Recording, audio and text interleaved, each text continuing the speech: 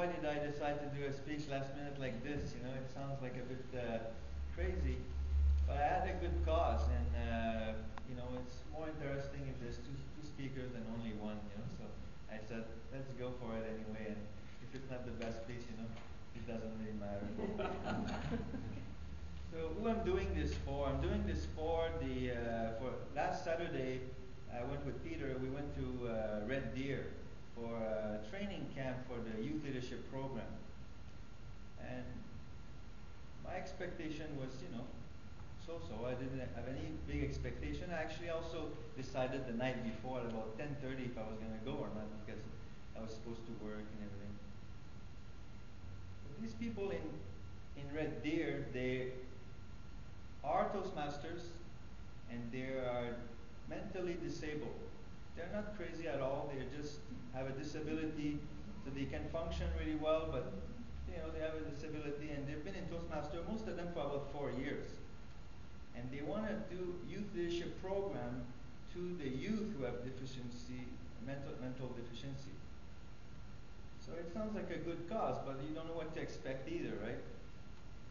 So we're driving there, we meet all together in the morning, at 7 in the morning, and we drive there.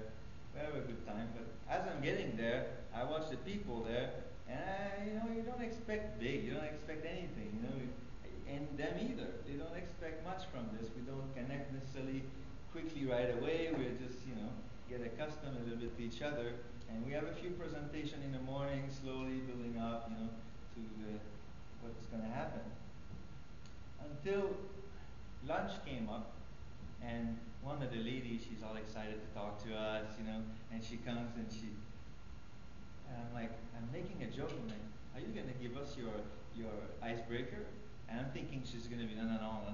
She's like, yeah, I'm going to give it to you right now. So me and Peter, we all sit down, we come down, and she goes, okay, well, and she started telling us her life. She started to tell us that she actually found her grandfather dead, you know, and she's giving us this deep speech right there, and we're waiting for our lunch. They prepared lunch for us, and they're coming, you know, to prepare for us. And I'm like, wow, this is it. And we have to actually cut her, because she would have continued before another 15 minutes. You know, everything is well organized. Her speech is great. It's just that she likes to speak, you know. So we're eating, you know, we have a good time, and she comes back, and she's like, she comes back, and I just let her sit down. And a quick bracket. At the end of the day, she came up and she gave her comment, and she commented on what happened at lunch. And she said, I come to sit beside him, and she says, I come and she says, my chair is pulled up, and I didn't do that. She's like, he did. You know, like they're really special people. They have a sincerity and purity of heart that's just one of the best audience that you can get, you know. So in the afternoon, I'm doing a little presentation, and very about gesture, how to teach the children to have gesture in their speech. And you know, it's very, very simple.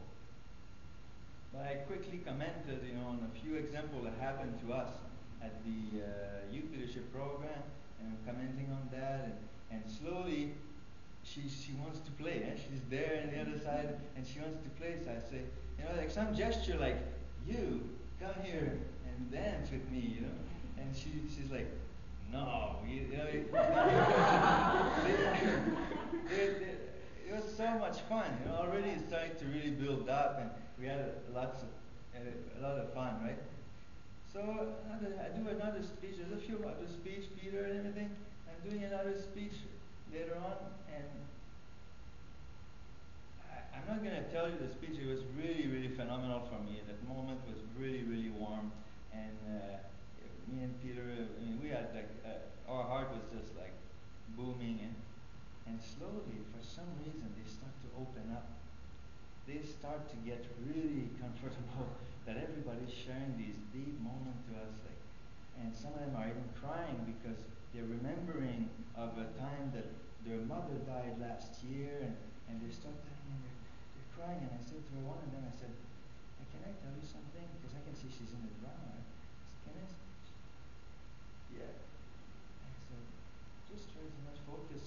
the fact that you're missing her, but love her right now, you know. And right away they listen, they care. The other one, same thing. She stopped crying because her father died last year, and it was just phenomenal, this opening.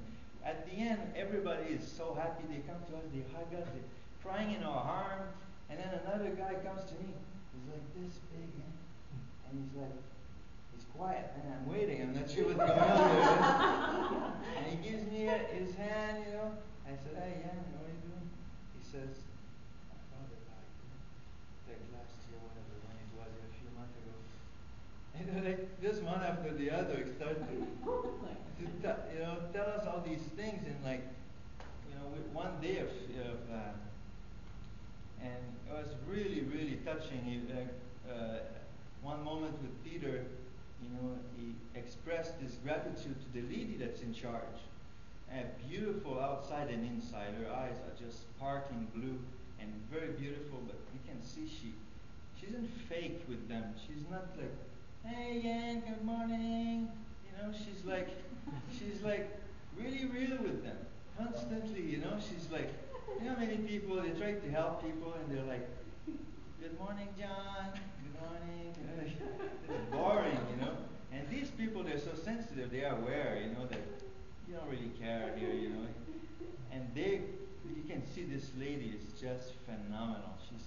She cares and she's talking to them like they understand, and even though she is supporting them. And one of those moments, I remember when Peter was saying how amazing this time was. It was some of the most touching moments, you know, to see Peter a little bit emotional about it, but how beautiful expressing his gratitude that she actually looks like an angel in form, eh? So it was just phenomenal. So just basically, I wanted to share with you guys this moment that I had. How much I told them that how much some people might judge them that they have deficiencies, they're not worth so much. And I said, I'm with people sometimes that are really educated, not even close to the quality of heart they have. You know, so that was my speech one special Saturday.